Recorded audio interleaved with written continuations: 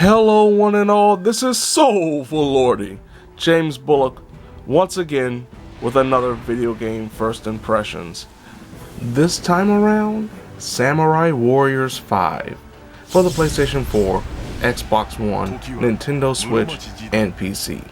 Samurai Warriors 5 is of course the 5th numbered entry in the Samurai Warriors franchise, which is essentially a spin-off franchise for the Dynasty Warriors franchise, which, unlike Dynasty Warriors, which focus more on Chinese history, Samurai Warriors of course focuses on Japanese history. But even though it's numbered 5, the fact is this is essentially not only a retelling but also a reimagining of the earlier storyline of the Sengoku period, focusing on Oda and Akechi. But from a gameplay perspective, a majority of Samurai Warriors 5 is very similar to every other Samurai Warriors game or even Dynasty Warriors game.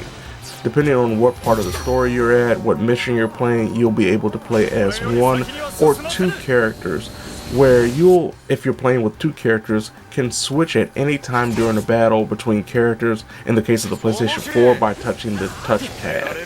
The gameplay in general is rooted in the Musou style action that we've come to know and love for those who do enjoy these type of games for many years. Depending on what character you're playing as, you will still take on hundreds of enemies at a time, trying to build up a combo meter that allows for things like your rage meter to fill up faster, your special ultimate attack to fill up faster, and your skill attacks to fill up faster. Now, a majority of the implementations that we've seen in previous Samurai Warrior games or Musou games in general apply here, including the standard using your regular attacks before capitalizing on the stun nature of your opponents by tapping the strong strike button to do a finishing blow. You can also use the strong strike button over and over again to produce hyper attacks, which allows the character to shoot forward and slash at opponents, and is really good for pretty much separating and easily obliterating mobs. But when it comes to the heavy duty enemies like generals or the bosses, trying to do hyper attacks over and over again will not work, because essentially your character will just bounce off of that enemy and then be left stunned and open for an attack. What's best utilized against these generals, these bosses, is blocking. And if you block at the right appropriate time when the character is about to be hit, you can parry, which will stun the enemy for a short period of time, where you can unleash some attacks, including, as I noted, some of the skill attacks, or the ultimate skills as they're called here.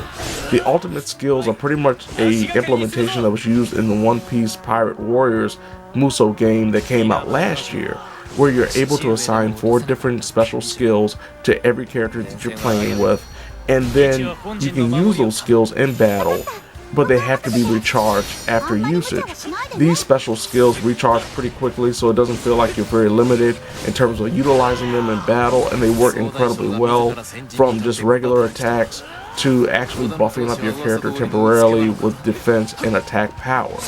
When it comes to character modification, players can utilize several menus that are available between battles. One, you can train your characters to level them up with the experience points that you've gained via successful battles. Of course, leveling up your character will increase their health and their attack power and their speed when moving throughout an area. You can also upgrade your weapons with the blacksmith, but one of the main things that you can upgrade is the citadel, or your castle, via the Citadel mode, which is a separate mode from the main story mode that you can play in between depending on where you're at in the story. Now, the Citadel mode is more of a tower defense mode, unlike the regular story mode or Musou mode. But in Citadel mode, you have to ensure that whatever invading forces does not take over your castle. If they beat your castle down to the point that the health bar goes all the way down, then your castle's overtaken and you lose your citadel. While it's a nice little mode, I don't necessarily understand why it couldn't have been just easily implemented into the main Musou mode to differentiate the missions when you're playing through the story.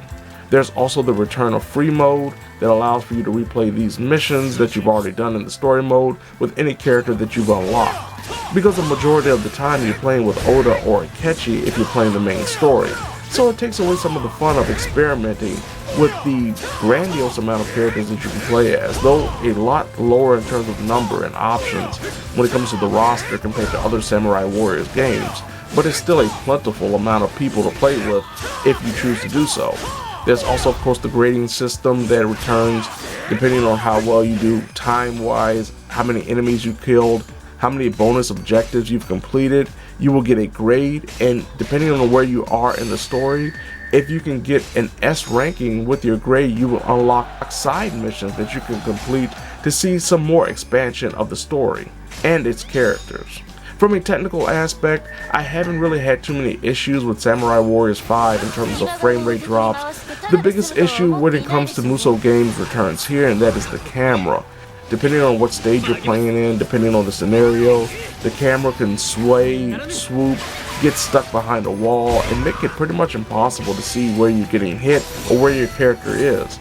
Another big issue when it comes to the camera is the fact that with the amount of bodies that can be on screen at one time, when it comes to fighting generals or bosses or targeted enemies, there are times where you'll be in the middle of an onslaught and the character, even with the nameplate, will still be so bunched in with the other mob that you will accidentally run into that character, hit them, and be stunned yourself before you even know what just happened. Overall, Samurai Warriors 5 doesn't try to reinvent the wheel. Instead, it just tries to expand and potentially gain new fans with a gameplay system that is rooted in what has been done before, making it a little bit easier for players that haven't played these type of games before, and trying to simplify the story, all the while being technically very sound.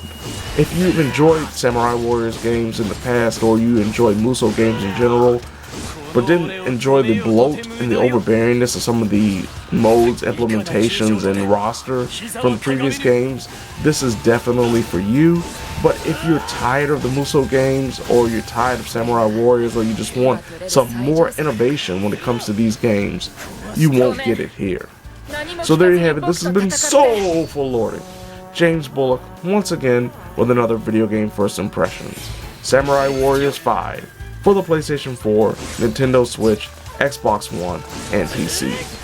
Now if you don't mind, I have this very tricky boss that keeps replenishing his health every time I get him close to death. But with the power of my sword and the rage inside of me, he will have no choice but to say, "Oh Lordy!"